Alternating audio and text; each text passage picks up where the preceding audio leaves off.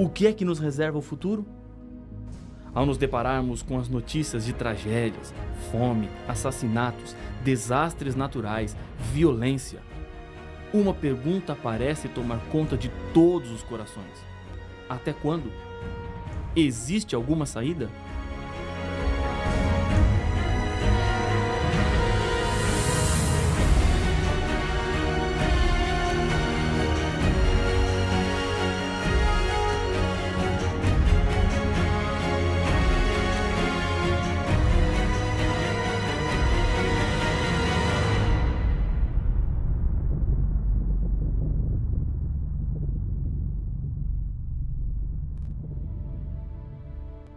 O estudo do Apocalipse enche de esperança os que acreditam em Jesus.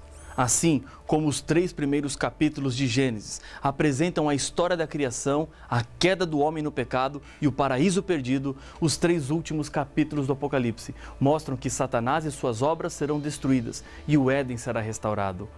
O livro do Apocalipse é a esperança e a certeza que temos de que Deus quer dar de volta ao ser humano tudo aquilo que ele tinha, mas perdeu com a entrada do pecado.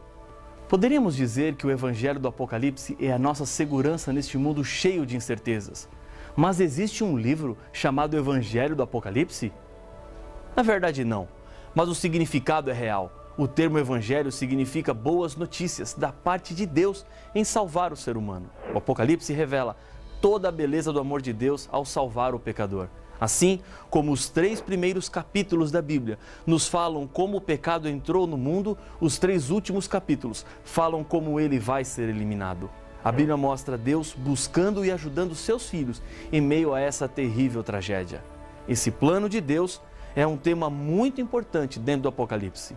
João vê um anjo que tem uma missão dentro desse plano de salvação. Acompanhe a leitura. Vi outro anjo voando pelo meio do céu, tendo um evangelho eterno para pregar aos que se assentam sobre a terra, e a cada nação, e tribo, e língua, e povo. Apocalipse capítulo 14 e o verso 6. O evangelho eterno é a mensagem de salvação de Deus. Foi necessário executar um plano para salvar o ser humano, pois o pecado traz consequências perigosas e trágicas. O pecado nos separa de Deus e descarrega sobre o ser humano a condenação à morte e a destruição da glória de Deus. Mas, para que essa terrível condição não se torne uma realidade na vida do ser humano, Paulo nos diz: portanto, assim como por um só homem entrou o pecado no mundo, e pelo pecado a morte, assim também a morte passou a todos os homens, porque todos pecaram. Romanos capítulo 5 e o verso 12. Depois da Batalha de Bultze, Napoleão Bonaparte escreveu: "Não perdi ninguém de importância." A frase se torna mais dura quando se descobre que nesta batalha milhares de soldados haviam morrido defendendo a causa para a qual Napoleão os tinha enviado. Mas, como nenhum dos mortos tinha alta patente, para ele não tinham importância. Isso não é o que acontece com Deus. Para ele, cada ser humano é importante. Você e eu estávamos condenados à morte por causa do pecado. O amor de Deus fez com que Jesus assumisse o nosso lugar.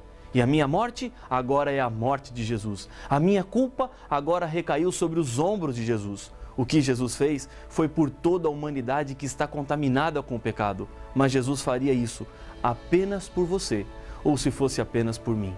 Um dos versos mais citados de toda a Bíblia deixa esse conceito bem claro. Porque Deus amou o mundo de tal maneira que deu seu Filho unigênito para que todo o que nele crê não pereça, mas tenha a vida eterna. João capítulo 3, o verso 16. Deus não quer que você se perca. O que ele fez foi para que você não tivesse que sofrer. A morte entrou pelo pecado de um homem e a morte sairá pela morte de um homem, Jesus. Contudo, depois de compreender e aceitar a morte de Jesus em seu lugar, há uma continuidade na decisão que tomamos.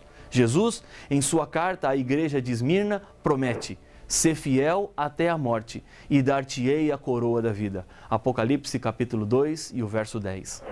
Deus entregou o seu Filho por causa do pecado. A entrega não foi como a de uma pessoa que está com um revólver apontado para o seu peito. Ele fez por amor. Uma antiga história ilustra essa realidade do amor de Deus. Durante meses, Margarida economizou, esperando comprar um bom presente de Natal para o seu marido Antônio. Quando faltavam poucos dias para o Natal, o dia da entrega do grande presente, ela descobriu que o dinheiro que tinha juntado era pouco para o presente que ela queria dar ao marido. O que fazer então? Encontrou um anúncio de uma empresa que comprava cabelos compridos. E lá foi então. Vendeu a sua longa e bem cuidada cabeleira. Com o que lhe pagaram, comprou uma corrente de ouro para o relógio de bolso do Antônio, que pertenceu ao seu pai e antes ainda ao seu avô, e que ele considerava um bem muito precioso e valioso. Naquele dia, Antônio, quando chegou em casa, trouxe um pacote com um presente de Natal para sua esposa. Ao abrir, Margarida viu 2 lindas presilhas de cabelo, que durante algum tempo admirava na vitrine de uma loja. Ao refazer-se da tristeza que lhe veio ao pensar que agora elas seriam inúteis, pois já não tinha os longos cabelos, correu para buscar a corrente de ouro que tinha comprado para o marido. Quando Antônio abriu o presente, foi ele quem ficou triste. Vendi o relógio para comprar as suas presilhas, disse ele. Não há dúvida que os dois se amavam, pois cada um tinha sacrificado algo que gostava muito para ver o outro feliz. Sacrificar-se para ver o outro feliz. Foi exatamente o que Deus fez, um sacrifício de vida pela sua felicidade. Ninguém pode obrigar Deus a dar alguma coisa. Ele entregou o seu filho porque amava muito, porque ele te ama muito. Amar é entregar-se, doar-se. Não foi dinheiro que Deus deu, não foi um continente, nem um planeta. Amou a tal ponto de entregar seu filho à morte. E o que ele espera de nós? Ele não diz, quer salvar-se? Pague o preço, pois então os pobres não se salvariam. Também não diz, trabalhe, porque os doentes se perderão. Também não diz, se quiser salvar-se, estude, pois os que não têm oportunidades de estudar não poderão se salvar. Ele apenas diz, aceite, creia, e isso você pode fazer, pois pode crer em Cristo, que por amor deu a vida para salvá-lo.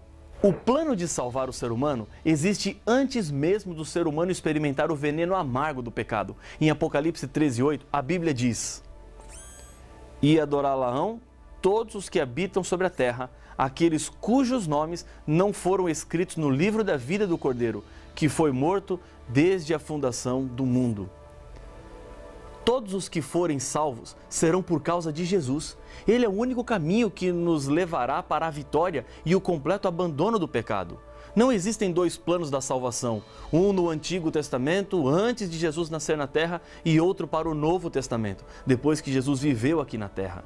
Jesus assumiu uma culpa que não era dele. João, em Apocalipse 1:5, apresenta que e da parte de Jesus Cristo, a fiel testemunha, o primogênito dos mortos e o soberano dos reis da terra, aquele que nos ama e pelo seu sangue nos libertou dos nossos pecados.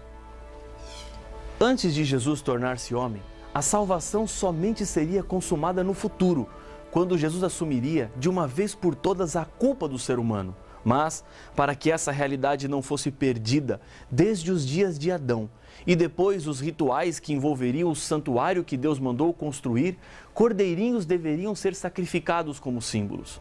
O pecador colocava sua mão sobre a cabeça do cordeiro e transferia a sua morte, consequência do seu pecado, para o inocente animal. Essa morte acontecia no lugar da morte do próprio pecador. Jesus interrompeu esse sacrifício de animais porque ele é o Cordeiro de Deus e a sua missão de tirar o pecado do mundo foi bem sucedida. Não há outra opção ou forma de sermos salvos. Em Atos capítulo 4, versos 11 e 12, lemos: Este Jesus é pedra rejeitada por vós, os construtores, o qual se tornou a pedra angular. E não há salvação em nenhum outro, porque abaixo do céu não existe nenhum outro nome dado entre os homens pelo qual importa que sejamos salvos. O que Jesus faz é para sempre e é completo. Estas coisas diz o Santo, o verdadeiro, aquele que tem a chave de Davi, que abre e ninguém fechará, e que fecha e ninguém abrirá. Apocalipse capítulo 3, verso 7. Jesus cumpriu todas as profecias. Em Isaías, encontramos que, embora Jesus nunca tivesse praticado nenhum mal, nossos pecados seriam postos sobre ele e a sua morte seria a solução para que os seres humanos não precisassem morrer como consequência dos seus pecados. A ressurreição de Jesus garantiria vitória plena contra o pecado e a morte e também a certeza de que os que morreram fiéis a Deus também ressuscitarão para receberem das mãos do próprio Deus a recompensa da vida eterna. Isso quer dizer que, quando Cristo abre a porta de salvação, ninguém pode fechar, nem o inimigo pode fechar a salvação para você. Mas se você não aceitar, a porta da salvação se fechará para você e depois de fechada, ninguém mais poderá abrir. E para receber a salvação, hoje, existem 3 passos que precisamos dar. Atos 16, 31. Responderam-lhe: crê no Senhor Jesus e serás salvo, tu e a tua casa. Crer em Jesus não é simplesmente dizer que Ele existe. Crer envolve confiança, compromisso e certeza. Crer em Jesus é procurar conhecer cada dia mais a Deus e a sua vontade. Crer em Jesus é viver de acordo com aquilo que Deus espera de você. Crer em Jesus é aceitar pela fé, andar pelos caminhos que Deus trilhou através da Bíblia. Nem sempre é fácil fazer a vontade de Deus. Talvez seja exatamente isso que você está vivendo agora. Tenho tantas coisas para acertar. Os meus problemas são muito complicados. Como é que a minha família vai reagir? Se você não confiar em Jesus, Ele não pode te salvar. Deus criou você como um ser livre. Ele respeita as suas decisões, mas hoje apela incansavelmente ao seu coração dizendo: filho, filha, deixe-me cuidar de você. Segundo ponto, Atos capítulo 3 e o verso 19. Arrependei-vos, pois, e convertei-vos para serem cancelados os vossos pecados. Arrepender-se é a tristeza por aquilo que você fez e a vontade de não fazer mais. Arrependimento envolve a busca para a transformação do seu coração e da sua vida. No grego, a expressão usada é metanoia, que quer dizer mudança de mentalidade. Ou seja, na Bíblia, arrependimento significa mudar a sua opinião. É uma mudança genuína da mente e atitude para com Deus, consigo mesmo e com os demais. A pessoa arrependida, por meio do Espírito Santo, começa a ver as coisas como Deus vê. Conversão, portanto, significa dar uma volta e retroceder no caminho da vida de pecado, avançando para Deus. Terceiro passo, 1 João 1,9. Se confessarmos os nossos pecados, Ele é fiel e justo para nos perdoar os pecados e nos purificar de toda injustiça. Primeiramente, o texto deixa bem claro que os seus pecados devem ser levados diretamente a Deus. Paulo, em sua primeira carta a Timóteo, capítulo 2, verso 5, diz que: porquanto há um só Deus e um só mediador entre Deus e os homens, Cristo Jesus, o homem.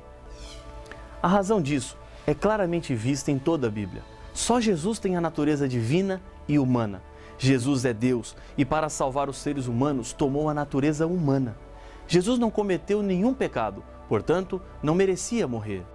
Mas Ele morreu para pagar a dívida que os nossos pecados causaram. Não existe outro que reúne essas características para falar ao homem sobre as coisas de Deus em linguagem de homens e que tenha poder para apresentar-se a Deus e falar com Ele de igual para igual a respeito dos problemas dos homens. É apenas para Jesus que o seu pecado deve ser confessado. Feche a porta do seu quarto ou aí mesmo onde você está e confesse a Deus os seus pecados. Você não precisa de nenhum ser humano que te leve até Deus, pois essa é a função de Jesus Cristo. Ele te coloca em contato com Deus diretamente. Alguém me disse uma vez: por que preciso confessar os meus pecados se Deus sabe todas as coisas? A confissão serve para fortalecer o seu relacionamento com Deus e, ao confessar, você está buscando em Jesus o poder e a força para vencer. A confissão envolve alguns elementos tais como: primeiro, sinceridade. Lembre-se que você está falando com Deus, que sabe todas as coisas. Não fique preocupado em querer impressionar a Deus. Abra o seu coração, fale tudo o que está dentro de você.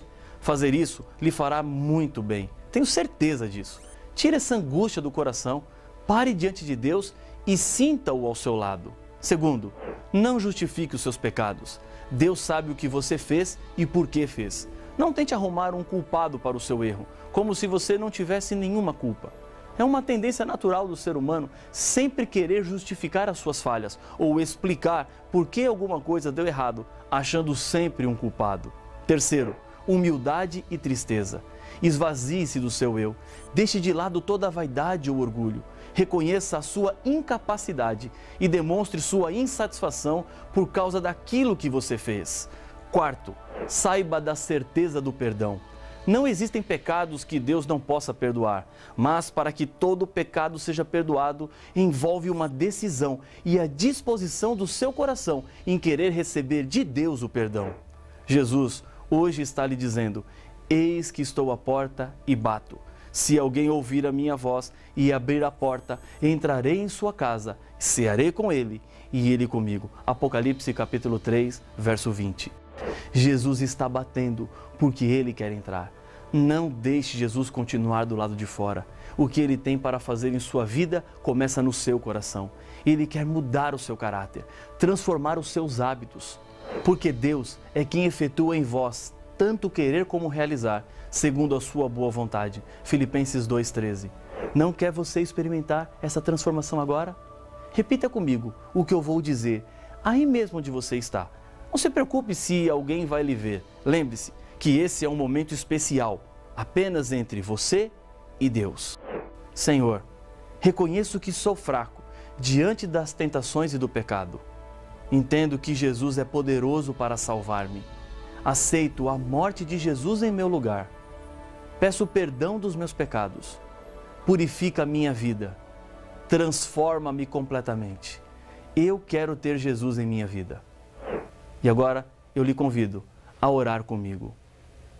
Grande Deus, mais um filho, mais uma filha, neste momento aceita Jesus como Salvador em seu coração. Eu entrego nas tuas mãos esta pessoa que ora comigo neste momento. O Senhor sabe daquilo que cada um de nós passa, das lutas enfrentadas, mas reconhecemos a salvação e a libertação do mal através de Cristo Jesus. Fica ao nosso lado, pois oramos no nome daquele que nos salvou. Amém. Foram 7 igrejas que receberam as cartas de Deus. Elas foram escritas para o anjo ou o mensageiro de cada igreja. 3 declarações aparecem nas mensagens a cada igreja e têm muita relevância e importância para os cristãos de todas as eras. Mas que igrejas eram estas? E por que cada uma tinha um anjo? Estas mensagens são atuais para nós também?